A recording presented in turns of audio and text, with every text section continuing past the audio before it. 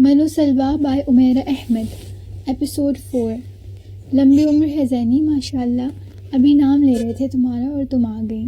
نسیم نے زینی کو بیرونی دروازے سے اندر صحن میں آتے دیکھتے بے ساختہ کہا۔ وہ صحن میں ہی بیٹھی کپڑے دھو رہی تھی۔ دروازہ نزہت نے کھولا تھا۔ میرا نام کیسے لیا خالہ آپ نے؟ زینی نے بے اختیار مسکرا کر کہا۔ ارے تمہارا نام تو دن رات لیا جاتا ہے اس گھر میں، میری اکلوتی بہو کا نام نہیں لیا جائے گا اور کس کا لیا جائے گا؟ نسیم نے بے حد پیار سے اپنی بھانجی کے مسکراتے ہوئے چہرے کی دل ہی دل میں بلائیں لے لی۔ ہاں بھائی، امی کو تو بس اکلوتا بیٹا اور اکلوتی بہو ہی یاد رہتی ہے، ہمارا تو کسی گنتی میں شمار ہی نہیں ہے۔ شراز کی چھوٹی بہن نزہت نے مصنوعی ناراضی سے کہا۔ وہ اور زینب تقریباً ہم عمر تھیں۔ اس شراز کی باقی دونوں بہنوں کی نسبت ان دونوں کے درمیان آپس میں زیادہ بے تکلفی تھی۔ ہاں بھائی یہ تو ہے، خالہ کو ذکر تو بس ہمارا ہی کرنا چاہیے، آخر ہم نے تو رہنا ہے خالہ کے پاس، تم سب نے تو چلے جانا ہے یہاں سے۔ زینی نے بھی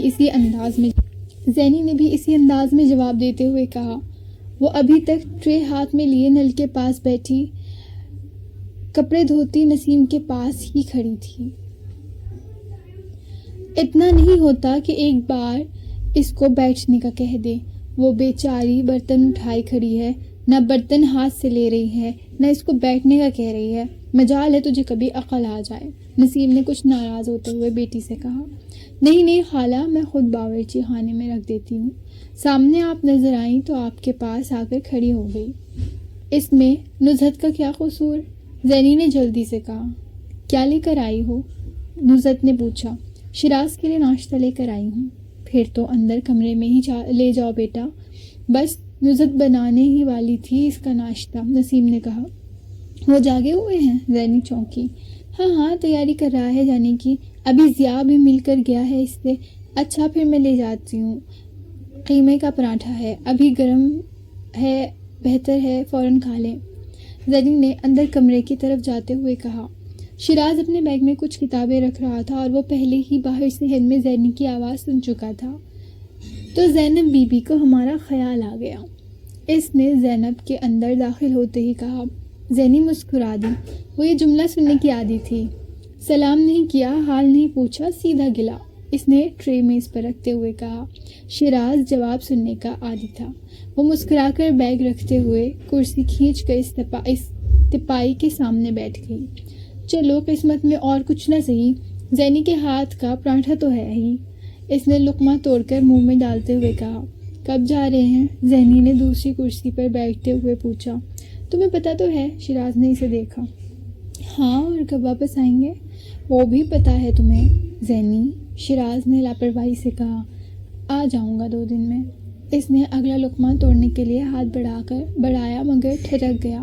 زینی نے اپنی قمیص کی آستین کلائی سے کچھ اوپر کرتے ہوئے بائیں ہاتھ میں پہنی ہوئی سونے کی 2 چوڑیاں اتار کر اس کے سامنے تپائی میں رکھ دی تھیں۔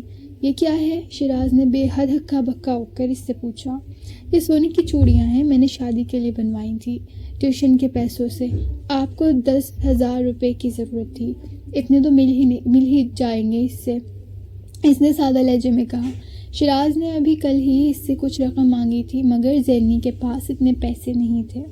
اس سے پہلے بھی شراز اکثر اس سے رقم لیتا رہا، کبھی وہ اسے لوٹا دیتا اور کبھی زینی اس سے واپس نہیں لیتی تھی۔ یہ پہلی بار تھا کہ شراز کو 10,000 روپے کی ضرورت پڑی تھی۔ وہ اسے چند دن دیتا تو شاید وہ اسے کہیں نہ کہیں سے رقم مہیا کر دیتی مگر ایک ہی دن میں 10,000، اور اس پر شراز کی یہ خواہش بھی تھی کہ وہ ضیاء سے یا گھر میں کسی سے دوسرے سے اس کا ذکر نہ کرے۔ مگر شراز، میرے پاس تو اتنے روپے نہیں ہیں، ابو کے کچھ روپے پڑے تھے مگر چند دن پہلے انہوں نے مجھ سے لے کر اپنے کسی دوست اور کو قرض کے طور پر دیے ہیں، میرے پاس 1,500 روپے ہیں، وہ آپ لے لیں، زینی نے بے حد پریشان ہو کر کہا۔ نہیں، 1,500 میں میرا مسئلہ حل نہیں ہوگا، اس ماہ ٹیوشنز نہیں کیے، میں نے انٹرویو کی تیاری کر رہا تھا، اوپر سے ابو بھی معطل ہو گئے، پچھلے ماہ کے بلز ابھی تک ادا نہیں کیے، اس ماہ بھی نہیں ہوں گے تو بجلی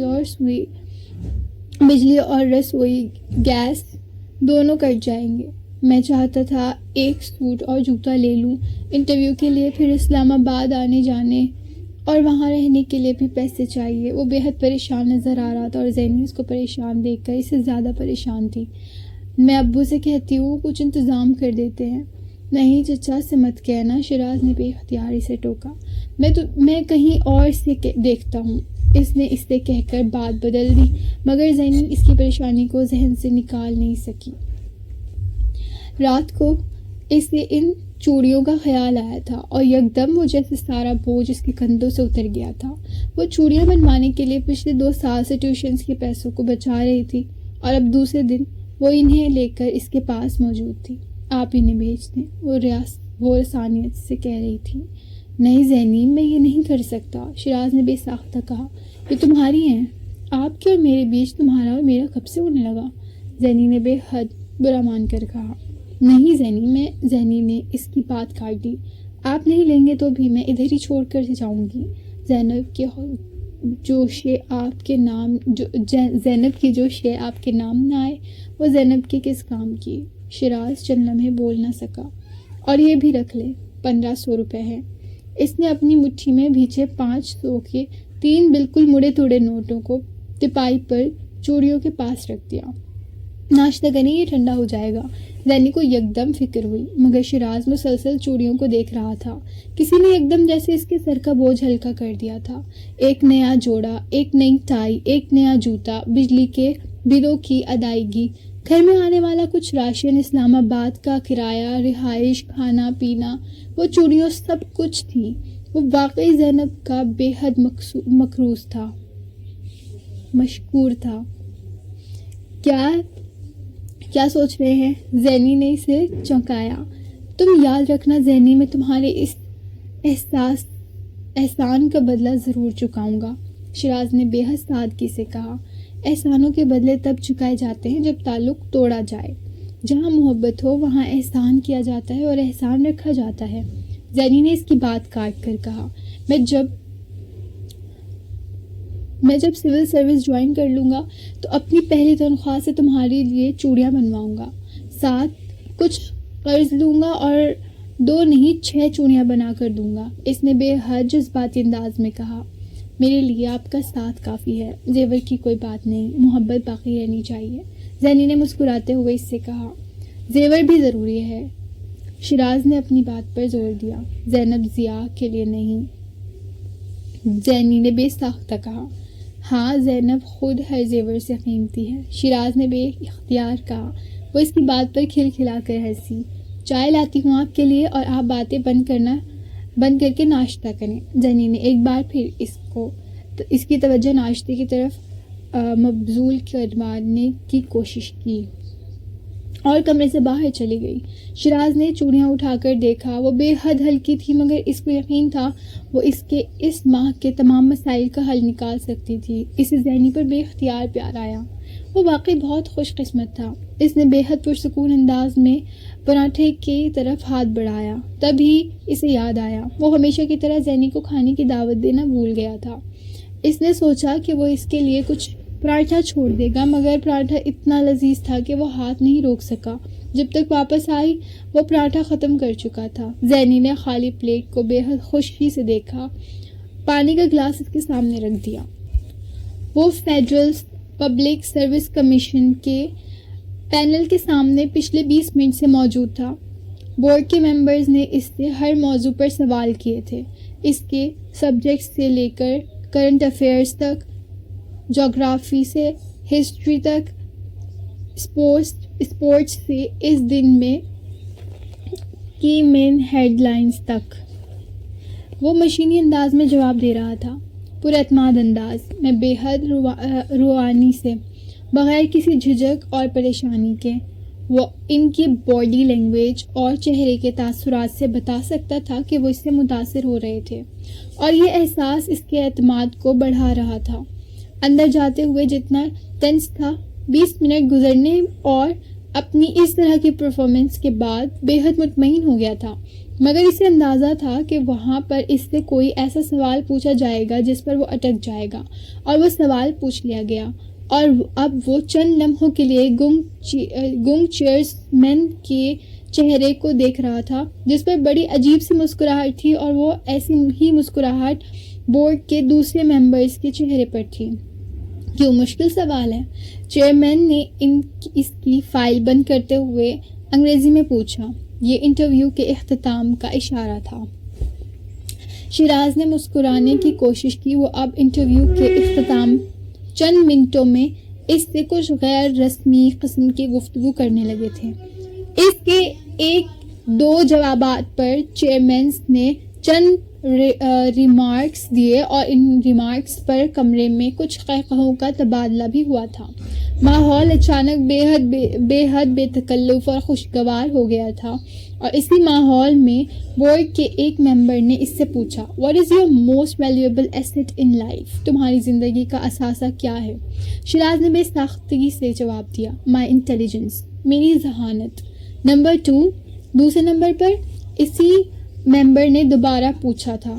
شیراز نے اسی روانی سے کہا، "My academic record." میرا تعلیمی ریکارڈ۔ نمبر 3 اسی ممبر نے ایک بار پھر پوچھا۔ شیراز کے پاس جواب کی کمی نہیں تھی، "My ambition." میرا مقصد۔ نمبر 4 بورڈ کا وہ ممبر جسے اب اسے زج کرنے پر تلا ہوا تھا، "My passion for my ambition." اپنے مقصد کے لیے میرا تحمل۔ نمبر 5 اس بار پوچھنے والا دوسرا ممبر تھا۔ بورڈ کے سب ممبرز اب اس کے ساتھ جیسے کوئی کھیل کھیلنے میں مصروف ہو گئے تھے۔ شیراز کے انداز میں تبدیلی نہیں آئی۔ "My practicality." آپ نے اپنے احساسوں میں محبت یا اپنی فیملی کا ذکر نہیں کیا۔ اس بار بورڈ کے چیئرمین نے جیسے اسے کچھ جتانے والے انداز میں کہا۔ شیراز نے بے ساختہ کہا، "Comes at 6 نمبر." وہ نمبر 6 پر آتا ہے۔ چیئرمین نے مسکراتے ہوئے کہا، "Which one? Love or family?" کون سی چیز، محبت یا فیملی؟ شیراز نے جواب دیا، "دونوں، both." "Are you engaged?" Shiraz نے ہلکی سی مسکراہٹ کے ساتھ کہا، "Yes sir, I am engaged." جی سر، میری منگنی ہو چکی ہے۔ "As a result of some love affair?" کسی لو افیئر کے نتیجے میں؟ چیئرمین کا انداز برقرار تھا۔ "Kind of. She is my cousin." جی، وہ میری کزن ہے۔ "Why do you love her?" تم اس کو کیوں چاہتے ہو؟ شیراز نے بے ساختہ کہا، "She is very pretty." وہ بہت خوبصورت ہے۔ "So is that the only reason?" صرف اس وجہ سے؟ چیئرمین نے پوچھا۔ اس بار شیراز پہلی بار الجھا۔ سوالات اتنے سیدھے اور سادہ نہیں تھے جتنے وہ سمجھ رہا تھا۔ وہ اب اس سے کچھ اور اگلوانے کے موڈ میں تھے۔ "No, there are many others." نہیں، کچھ اور بھی وجوہات ہیں۔ چیئرمین نے استہزیہ انداز میں کہا، "Like مثلاً." "She is caring, loving, honest, loyal, sincere and selfless." Shiraz نے بے حد نپتلے انداز میں زینی کی خوبیاں گنوائی۔ یہ خوبیاں تھیں جو صرف وہ نہیں، زینی کو جاننے والا کوئی بھی شخص گنوا دیتا۔ اس کے جواب نے چیئرمین کی مسکراہٹ کو کچھ اور عجیب کر دیا۔ شیراز اب اس سے اگلے سوال کی توقع کر رہا تھا، اور اس نے بالآخر سوال کر دیا جس نے چند لمحوں کے لیے شیراز کو گنگ کر دیا تھا۔ "What will you prefer? A beautiful woman with all these qualities or a beautiful woman with lots of cash?" اچھا یہ بتاؤ کہ تمہاری ترجیح کیا ہے، ایک خوبصورت عورت ان تمام خوبیوں کے ساتھ یا ایک خوبصورت عورت کروڑوں کیش کے ساتھ؟ پورے انٹرویو میں اس نے پہلی بار توقف کیا تھا۔ پھر اس نے اپنے سامنے پڑا ہوا پانی کا گلاس اٹھا کر پانی کا گھونٹ لیا۔ چیئرمین اور ممبرز کے درمیان نظروں اور مسکراہٹوں کا تبادلہ ہوا۔ اس وقت پہلی بار شیراز کو احساس ہوا کہ وہ انفارمل گفتگو کے دوران بہت بری طرح پھنسا ہے۔ وہ اس کے لیے انفارمل گفتگو تھی، وہ میز کے دوسری جانب بیٹھے ہوئے لوگوں کے لیے انفارمل نہیں تھی۔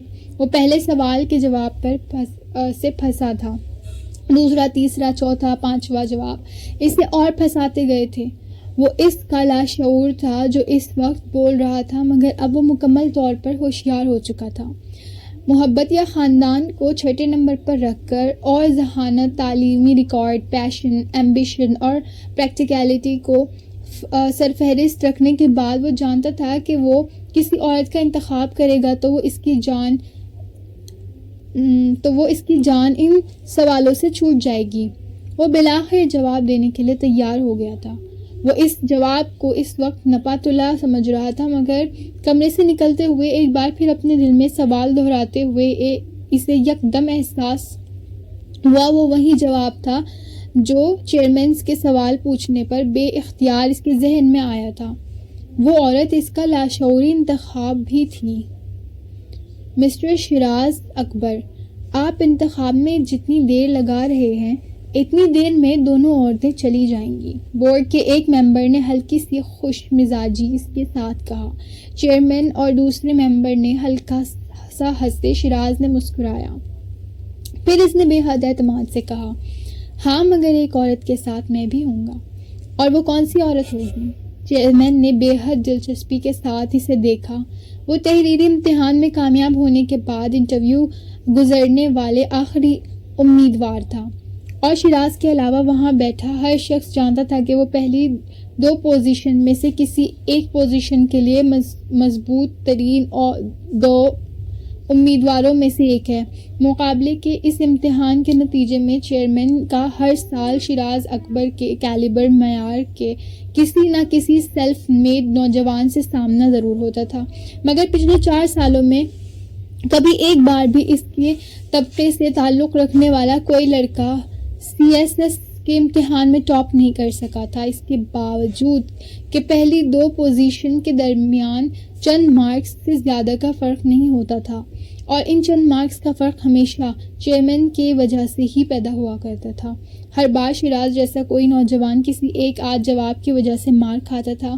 اس بار شیراز اس پوزیشن میں تھا اور چیئرمین کی خواہش تھی کہ اس بار دوسری پوزیشن پر آنے کی روایت ٹوٹ جائے، اور اسے یقین تھا کہ وہ روایت ٹوٹ جائے گی۔ وہ اس کا فیڈرل پبلک سروس کمیشن کے چیئرمین کے طور پر آخری سوال، اور شیراز ان پچھلے 4 سوالوں کے امیدواروں سے زیادہ مضبوط پوزیشن میں سامنے آیا تھا۔ چیئرمین کو یقین تھا اس بار روایت ٹوٹ جائے گی۔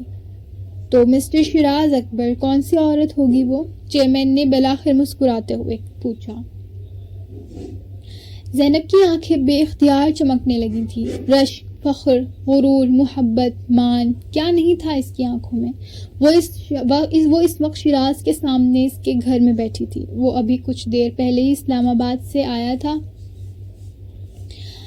اور زینب جیسے اڑتی ہوئی اس کے پاس گئی تھی۔ وہ چائے پیتے ہوئے اس انٹرویو کی روداد سنا رہا تھا، اور اس آخری سوال نے پھر کچھ اور پوچھا انہوں نے؟ زینب نے مسکراتے ہوئے کہا، نہیں، کیسے پوچھتے، میرا جواب بالکل ٹھیک تھا۔ شیراز نے کرسی کی پشت سے ٹیک لگاتے ہوئے اطمینان سے جواب دیا۔ زینب اس کی بات پر مسکرائی۔ اسے فخر تھا وہ اس کا تھا، اور یہ فخر خواہ مخواہ میں تو نہیں تھا۔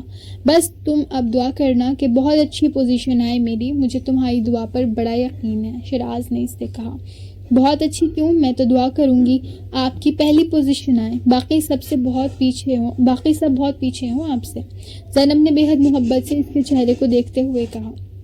شیراز بے اختیار ہنسا۔ چلو ٹھیک ہے، یہ دعا ہی کر لینا، پر ٹاپ کرنا آسان نہیں ہوتا زینی، وہاں سب بڑے قابل ہوتے ہوں گے، پر مجھے کسی سے کیا، مجھے کون سا فیڈرل پبلک سروس کمیشن کے چیئرمین سے کچھ لینا ہے، مجھے تو اللہ سے دعا کرنی ہے۔ زینی نے سامنے پڑی تپائی پر رکھے برتن سمیٹنے شروع کر دیے۔ ہر چیز دعاؤں سے نہیں ملتی زینی۔ شیراز یکدم سنجیدہ ہو گیا۔ میرے لیے تو ہو جاتی ہے، زینب نے بے حد سادہ لہجے میں کہا۔ نہ بھی ہو تو مجھے عادت ہے دعا کرنے کی، میں یہ عادت نہیں چھوڑ سکتی۔ کون کہہ رہا ہے عادت چھوڑنے کو، میں تو تمہیں ویسے ہی بتا رہا ہوں، آپ بھی نماز پڑھا کریں، زینب نے ہمیشہ کی طرح تاکید کی۔ مجھے کیا ضرورت ہے، تم ہو نا میری جگہ نماز پڑھنے کے لیے، شیراز نے لاپرواہی سے کہا۔ وہ اس کی اس بات کو اسی طرح مذاق میں اڑایا کرتا تھا۔ نماز دعا کے لیے پڑھتے ہیں، اور جب میرے لیے دعا کرنے والی ہے تو پھر مجھے کیا ضرورت ہے نماز پڑھنے کی۔ شیراز کی یہ منطق اس نے بہت بار سنی تھی۔ ہاں میں تو کرتی ہوں آپ کے لیے دعا، لیکن کبھی آپ خود بھی تو نماز پڑھ کر دعا کیا کریں۔ اب یا تو میں اپنے گھر کے مسئلے حل کرنے کے لیے دوڑ دھوپ کر لوں یا پھر 5 وقت نماز پڑھ لوں. دونوں چیز ساتھ ساتھ نہیں کر سکتا میں. آپ کو پتہ ہے نماز فرض ہے اور جو نہ پڑھے تو بہت گناہ ہوتا ہے. یہ زینب کی سب سے بڑی دھمکی تھی. اچھا، مجھے تو پتہ ہی نہیں تھا. ساری اسلامی معلومات تو صرف زینب ضیاء کے پاس ہی ہوتی ہے. اب میرے جیسے کم پڑھے لکھے آدمی کو کیا پتہ کہ نماز فرض ہے اور نہ پڑھنے سے گناہ ہوتا ہے. اس نے چائے کا کپ ٹیبل پر رکھتے ہوئے مذاق اڑانے والے انداز میں کہا. مذاق نہ اڑائیے شیراز، زینب نے تھوڑا سا برا مانتے ہوئے کہا. نماز پڑھنا اتنا ضروری تھا تو پھر اللہ کو چاہیے تھا وہ میری زندگی کو کچھ آسان بناتا، اسے چھوٹی بڑی ضرورتوں اور حسرتوں کا مجموعہ نہ بناتا. صبح 8 بجے سے رات کے 10 بجے تک ٹیوشنز پڑھاتا ہوں. میں 3 سے 4 گھنٹے ہر روز بسوں اور ویگنوں کے دھکے کھاتا سفر کرتا ہوں. کسی ایک جگہ 2 منٹ دیر سے پہنچوں تو بھاؤ کی سنتا ہوں. کئی بار کھانا مجھے یاد ہی نہیں رہتا اور کئی بار کسی بس یا ویگن میں کھڑے کھانا کھاتا ہوں. اور تم مجھے بتا رہی ہو کہ 5 وقت کی نماز پڑھنا کتنا ضروری ہے. وہ بات کرتے کرتے تلخ ہو گیا تھا. اب یا تو میں نماز پڑھ لوں یا پھر کام کر لوں. تم اس لیے عبادت کرتی ہو کیونکہ میری طرح تمہارے سر پر ذمہ داریوں اور مسائل کے پہاڑ لدے ہوئے نہیں ہیں. گھر ضیاء چچا کی کمائی سے چل رہا ہے. تمہارے سر پر 3 بہنوں کو بیانے کی ذمہ داری نہیں ہے. پڑھنے کے لیے کالج گئیں اور پھر آ کر گھر بیٹھ گئیں. تمہیں کیا پتا کہ مرد کو باہر 4 پیسے کمانے کے لیے 400 گالیاں کھانی پڑتی ہیں. پھر بھی جو کما کر لاتا ہوں اس سے پورا نہیں پڑتا. ہر مہینے کسی نہ کسی چیز کے لیے کسی نہ کسی سے ادھار لینا پڑتا ہے. نمازیں پڑھیں، عبادت کرو اور گھر میں بھوکے بیٹھے رہو. زینب کو اندازہ نہیں تھا وہ اتنے اچھے موڈ میں ہوتے ہوئے بھی اسے اس طرح اچانک غصہ آ جائے گا. جو کچھ وہ کہہ رہا تھا وہ اس نے پہلے بھی ہزاروں بار سن رکھا تھا اس کے منہ سے. وہ اپنے گھر کے مسائل کی بہت سے پریشان رہتا تھا اور اکثر بات کرتے کرتے تلخ ہو جاتا تھا. مگر زینب کو یہ اندازہ نہیں تھا کہ وہ اس وقت اتنے خوشگوار موڈ میں بات کرتے کرتے یوں ناراض ہو جائے گا. پچھلی رات کو اسلام آباد سے آیا تھا. صبح ان کی ملاقات نہیں ہو سکی کیونکہ وہ کالج چلی گئی تھی. اب سے پہر کے وقت جب وہ اس کے لیے کٹلیٹس بنا کر اس کے گھر لائی تو وہ اس سے بڑی خوش مزاجی کے ساتھ ملا تھا. چائے پیتے اور اس کے ہاتھ کے بنے ہوئے کٹلیٹس کھاتے ہوئے وہ اسے اپنے انٹرویو کی تفصیل سنا رہا تھا اور وہ بے حد خوشی کے عالم میں سنتی رہی. اور اب یکدم اس کے ایک بات پر وہ اس طرح برہم ہو گیا تھا. زینب کی سمجھ میں نہیں آیا کہ وہ کیا کرے. شیراز کو غصے میں دیکھ کر اس کے ہاتھ پاؤں اسی طرح پھول جایا کرتے تھے. شیراز کے خاموش ہونے پر اس نے مزید کچھ کہنے کی بجائے باقی برتنوں کو بھی ٹرے میں رکھنا شروع کر دیا. اس کی آنکھوں میں آنسو امڈ آ رہے تھے جنہیں وہ نظریں جھکا کر شیراز سے چھپانے کی کوشش کر رہی تھی. مگر یہ کوشش کامیاب نہیں ہوئی تھی. اس کے چہرے پر نظر ڈالتے ہوئے شیراز کو بہت افسوس ہوا. پلیٹ ٹرے میں رکھتے ہوئے اس نے زینب کے ہاتھ کو نرمی سے پکڑ لیا. ناراض ہو گئی. آنکھوں میں امٹتی نمی کو آنکھوں سے باہر لے آنے کے لیے اتنا ہی کافی تھا. زینب نے کپ کپاتے ہوئے ہونٹوں کو بھینچے ہوئے اسی طرح نظریں جھکائے نفی میں سر ہلایا. مگر اس کے گالوں پر اب آنسوؤں کا سیلاب رواں تھا. پاگل ہو تم، میں نے تمہیں تو کچھ نہیں کہا. شیراز نے کچھ چند شرمندہ ہوتے ہوئے کہا. میں تو ایسی ہی ایک بات کر رہا تھا. شیراز نے اس کے ہاتھ اپنے دونوں ہاتھوں میں لے لیے. زینب نے چادر کے کونے سے اپنی آنکھوں کے اور گالوں کو پہنچنے کی کوشش کی.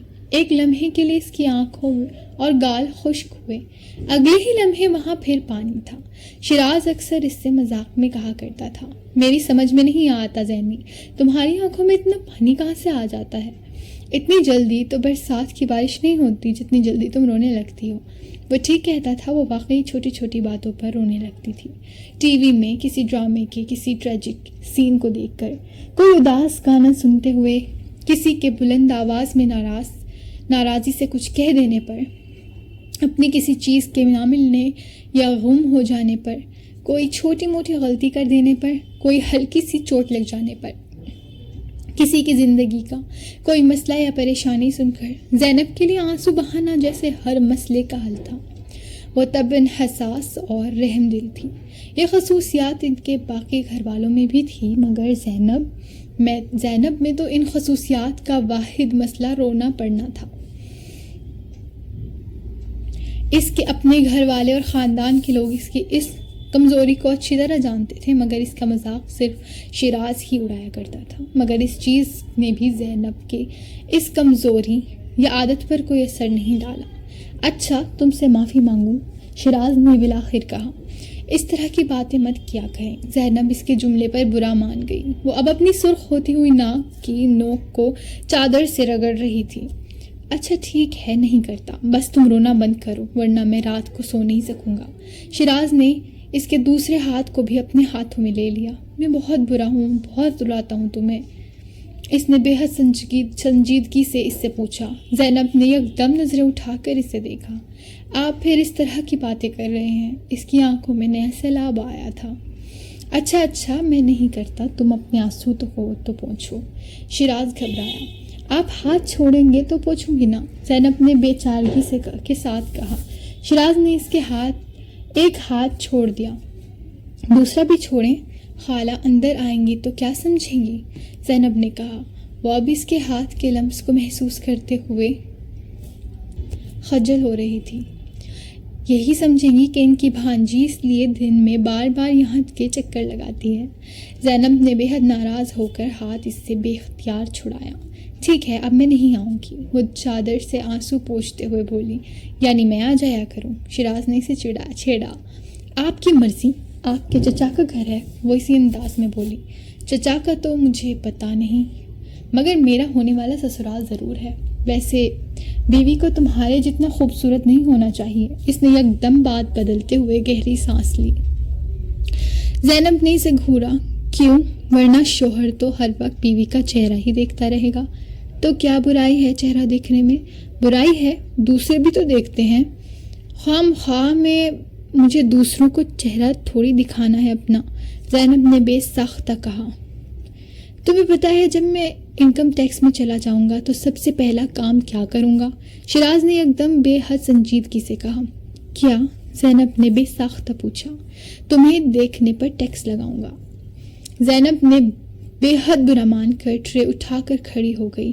شیراز بھی مذاق برق رفتاری سے اٹھ کھڑا ہوا۔ اپنے آپ پر اس نے جیسے جملہ پورا کیا۔ زینب نے چند لمحے اسے ناراضی سے دیکھا، پھر ایک دم کھلکھلا کر ہنس پڑی۔ ہمیشہ الٹی باتیں کرتے ہیں، سیدھی باتوں کے لیے تم نے کبھی موقع ہی نہیں دیا۔ شیراز نے اسے پھر چھیڑا۔ بس اب میں نہیں آؤں گی یہاں، خود ہی آیا گیا آپ، وہ کمرے کے دروازے کی طرف بڑھتے ہوئے بولی۔ آئیں گے کیا؟ ابھی چلتے ہیں تمہارے ساتھ۔ وہ اب اسے زچ کر کے موڈ میں تھا۔ آپ پھر تنگ کر رہے ہیں مجھے، تم پھر رونا شروع کر دو، اس نے بے ساختہ کہا۔ ایسے ہی رونا کیوں شروع کر دوں؟ وہ بے اختیار کندھے اچکاتے ہوئے کمرے سے باہر چلی گئی۔ پھر شیراز نے کیا کہا؟ کون سی لڑکی کا انتخاب کرے گا وہ؟ رمشا نے زینب کے ساتھ چلتے ہوئے کہا۔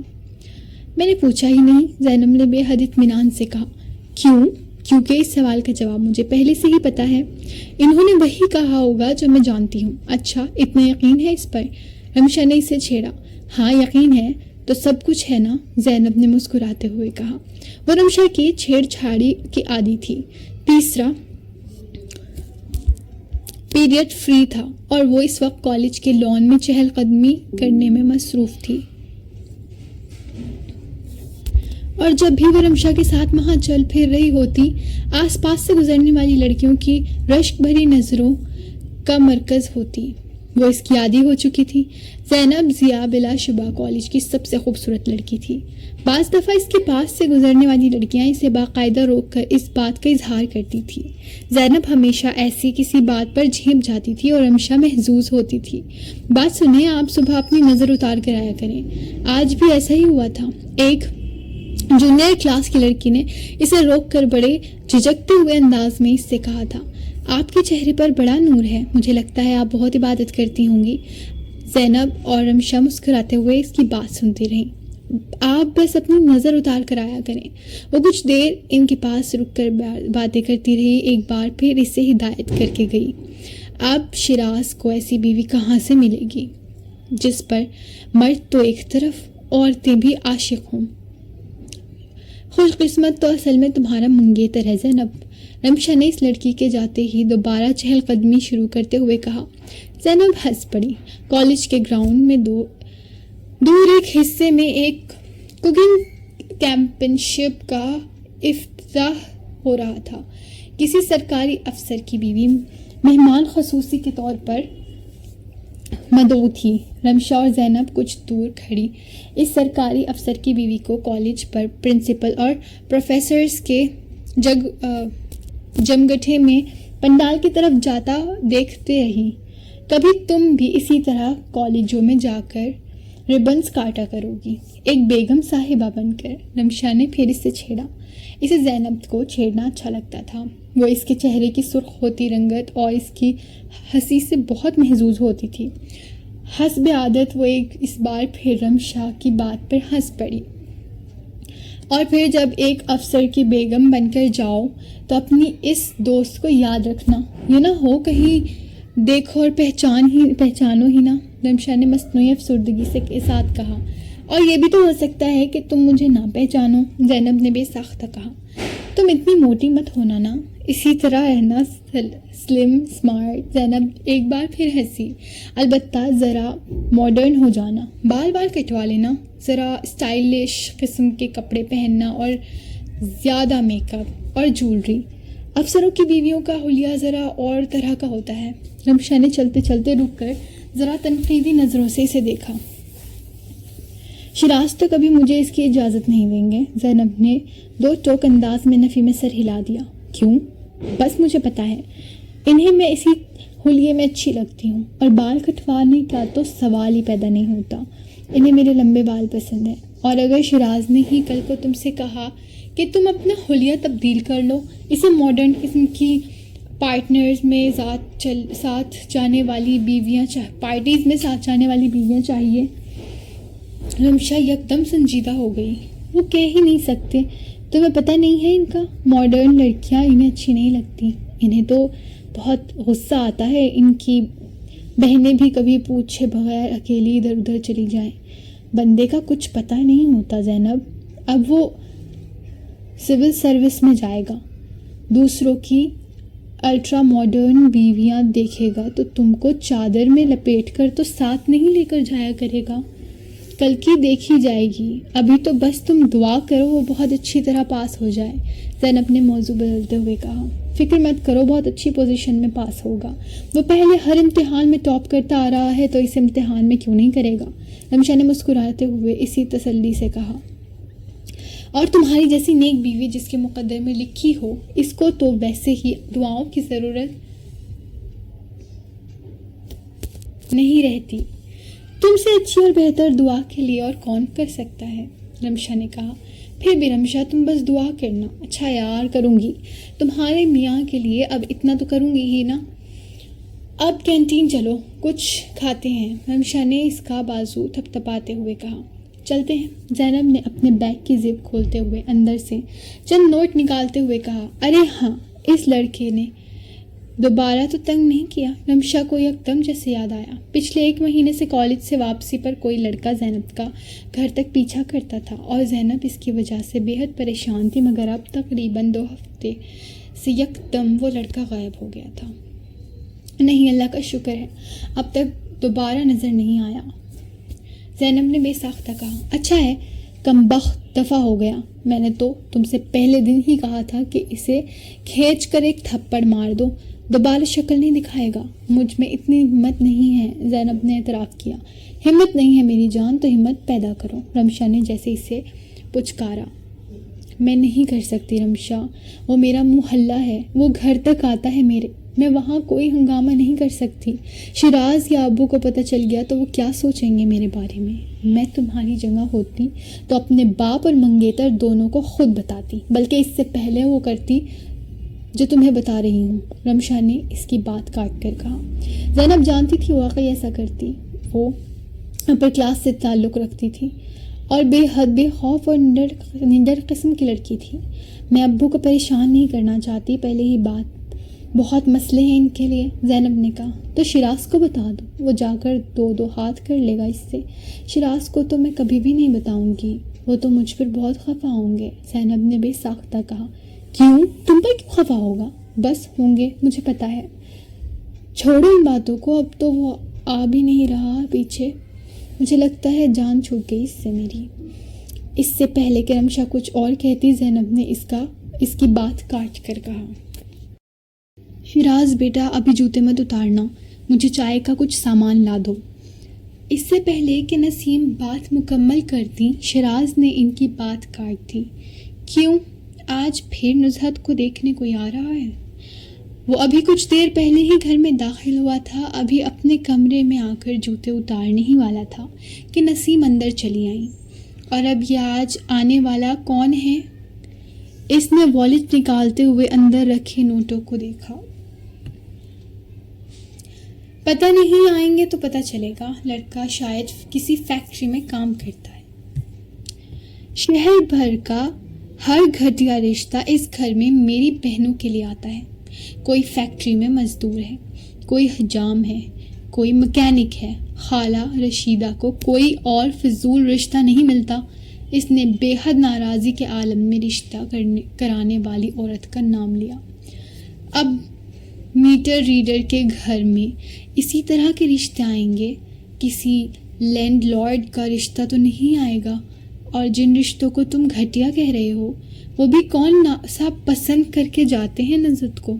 نسیم نے بہت ناراضی سے کہا۔ اچھا کرتے ہیں نہیں پسند کرتے، ایک جہنم سے نکل کر دوسری جہنم میں جانے کا فائدہ؟ اس طرح مت کہو، میں نے کہیں نہ کہیں تو بیانی ہی ہے نا۔ نسیم نے اسے ٹوکا۔ جانتا ہوں میں، مجھے بتانے کی ضرورت نہیں ہے۔ آپ سے کتنی بار کہا ہے میرے امتحان کا رزلٹ آ لینے دیں۔ میٹر ریڈر کی بیٹیوں کے لیے جیسے مرضی رشتے آتے ہوں، سرکاری افسر کی بہنوں کے لیے ایسے رشتے نہیں آئیں گے۔ کھانا کھا لو پھر جانا۔ نسیم نے جان بوجھ کر بات کاٹتے ہوئے کہا۔ کھانے میں کیا ہے؟ دال بنی ہے، رہنے دیں، مجھے بھوک نہیں ہے، اس نے بیزاری سے کہا۔ تمہیں انڈا بنا دیتی ہوں، نسیم نے جلدی سے کہا۔ میں انڈے اور دالیں کھا کھا کر تنگ آ گیا ہوں۔ میں ساتھ والوں کے گھر سے پوچھتی ہوں، صفیہ نے آج آلو گوشت پکایا ہے۔ شیراز نے ماں کو بات مکمل کرنے دی۔ شوربے کے تالاب میں ایک بوٹی نما چھیچڑا اور آلو ڈھونڈنے میں جتنی دیر لگے گی، اتنی دیر میں رات کے کھانے کا وقت ہو جائے گا، وہ تلخی سے کہتے ہوئے کمرے سے باہر نکل گیا۔ زینب بس سے اتر کر اپنے محلے میں داخل ہوئی۔ آج اتفاقاً اس کے ساتھ محلے سے کالج جانے 2 لڑکیاں نہیں تھیں۔ پہلی گلی میں داخل ہوتے ہی اس کا دل بے اختیار دھک سے رہ گیا۔ 2 ہفتے کے وقفے کے بعد وہ لڑکا ایک بار پھر وہیں کھڑا تھا۔ زینب کو گلی میں آتا دیکھ کر وہ بے اختیار مسکرایا اور یکدم الرٹ ہو کر کھڑا ہوا۔ اس نے ہاتھ میں پکڑا سگریٹ پھینک دیا تھا۔ زینب کو گلی سے بے حد خوف آتا تھا، کیونکہ دوپہر کے اس وقت یہ گلی عام طور پر بالکل سنسان رہتی تھی، اور اس لڑکے نے اسی گلی میں آ کر اس سے بات کرنا شروع کی تھی، ورنہ اس سے پہلے وہ صرف اس جگہ سے زینب کا پیچھا کیا کرتا تھا، جہاں زینب محلے کی دوسری لڑکیوں کے ساتھ بس سے اترا کرتی تھی۔ کچھ عرصے سے وہ چپ چاپ اس کے پیچھے آ رہا تھا، پھر یکدم بس اسٹاپ کے بجائے اس گلی میں کھڑا ہونے لگا۔ زینب سے بات کرنے کی کوشش شروع کر دی تھی۔ اگلی گلی میں پہلے شیراز کا گھر تھا، پھر زینب کا، اور وہ سنسان نہیں ہوتی تھی۔ وہاں اکثر محلے کی خواتین باہر کھڑی یا بیٹھی ایک دوسرے سے بات کرتی رہتی تھی۔ جیسے ہی زینب اپنی گلی کا موڑ مڑتی تھی، وہ لڑکا غائب ہو جاتا تھا، مگر اس گلی سے آج کل گزرنا زینب کے لیے پل صراط سے گزرنے کے برابر تھا۔ السلام علیکم، اس نے حسب عادت زینب کے پاس آتے ہی کہا۔ اب وہ زینب کے تقریباً ساتھ چل رہا تھا۔ زینب نے اپنا آدھا چہرہ اسی چادر میں ڈھانپا ہوا تھا جسے اس نے اوڑھا ہوا تھا۔ اسے صرف آنکھیں، ماتھے اور ناک کا کچھ حصہ نظر آ رہا تھا۔ اس کے باوجود ایک ہی نظر میں اس خوف کو کرنا مشکل نہیں تھا جو اس کی آنکھوں میں جھلکنے لگا تھا۔ وہ بے حد تیز اور بے حد ناہموار قدموں سے چل رہی تھی۔ اس وقت کوئی اسے روک دیتا تو وہ اس کے جسم کی کپکپاہٹ اور لرزش کو بہت آسانی سے محسوس کر لیتا۔ کبھی تو سلام کا جواب دے دیا کریں، مسلمان نہیں ہے کیا؟ وہ اب ہمیشہ کی طرح جملے پھر دہرا رہا تھا۔ یہی پوچھ لیں کہ بندہ 2 ہفتے کہاں رہا؟ وہ چلتی رہی، وہ جیسے اپنے قدم گن رہی تھی۔ آپ نے سوچا آپ کی جان چھوٹ گئی، بندہ کہیں مر کھپ گیا۔ اس نے اب قہقہ لگا کر زینب کو بے اختیار رونا آ گیا۔ وہ واقعی چاہتی تھی کہ وہ کہیں مر کھپ گیا ہو۔ زینب جی، زینب کو بے حد اختیار ٹھوکر لگی۔ سنبھل کے، آپ گریں گی تو مجھے ہاتھ پکڑ کر اٹھانا پڑے گا، وہ آپ کو اچھا نہیں لگے گا، اس لڑکے نے بے ساختہ کہا۔ زینب کی کن پٹیوں سے اب پسینہ بہنے لگا تھا۔ اس سے پہلے وہ اس کا نام پوچھتا تھا، آج اس نے نام پوچھنے کی بجائے سیدھا اس کا نام لیا تھا۔ اب نہ جانے وہ آگے کیا کرتا۔ زینب کو لگ رہا تھا اس کا دل بہہ جائے گا۔ گلی کا موڑ آ گیا، چلیں پھر کل ملیں گے۔ میں تو چاہتا ہوں آپ کے ساتھ آپ کے گھر جاؤں، مگر یہ ظالم سماج۔ اس لڑکی نے اب ایک مصنوعی آہ بھری۔ زینب گلی کا موڑ مڑ گئی، وہ جیسے آج پلسرات کے دوسرے سرے پر پہنچ گئی تھی۔ گھر کا دروازہ ربیہ نے کھولا تھا۔ زینب بے حد غصہ اور صدمے کے عالم میں گھر میں داخل ہوئی تھی۔ پچھلی گلی کا خوف اب غصے کی شکل میں اختیار کر گیا تھا۔ اپنا بیگ صحن میں پڑے تخت پر پھینک کر وہ جوتے اتارتی وہیں بیٹھ گئی۔ کیا ہوا؟ رابعہ نے اس کے سرخ چہرے کو دیکھ کر کہا۔ میرا دل چاہتا ہے میں اس لڑکے کو گولی مار دوں، زینب نے بے حد طیش کے عالم میں کہا۔ وہ پھر آ گیا؟ رابعہ نے بے ساختہ پوچھا۔ ہاں، آج پھر کھڑا تھا۔ زینب کی آنکھوں میں اب آنسو آنے لگے تھے۔ شکل دیکھی ہے اس نے اپنی؟ ان کے گھر بہنیں نہیں ہوتی کیا؟ دفع کرو، مت ٹینشن لو، میں تنگ آ گئی ہوں روز روز اس کے پیچھے کرنے سے۔ میرا تو کالج جانے کو دل ہی نہیں کرتا جب میں اس کی منحوس صورت دیکھتی ہوں۔ اچھا ختم کرو بات، سلمان اندر کمرے میں سے سن لے گا، رابعہ نے اس سے کہا۔ جرت دیکھو خبیث کی، آج میرا نام لے رہا تھا، زینب نے مدھم آواز میں دانت پیستے ہوئے بے بسی کے عالم میں کہا۔ وہ ساتھ ساتھ اپنی آنکھوں کو پونچھ رہی تھی۔ چپ ہو جاؤ، سلمان آ رہا ہے۔ زینب نے اندر کمرے سے آتے سلمان کے قدموں کی چاپ سن لی تھی۔ زینب نے بے حد تیزی سے دونوں ہاتھوں سے اپنی آنکھوں کو رگڑ کر اور بیگ اٹھا کر سلمان سے نظریں ملائے بغیر کمرے میں چلی گئی۔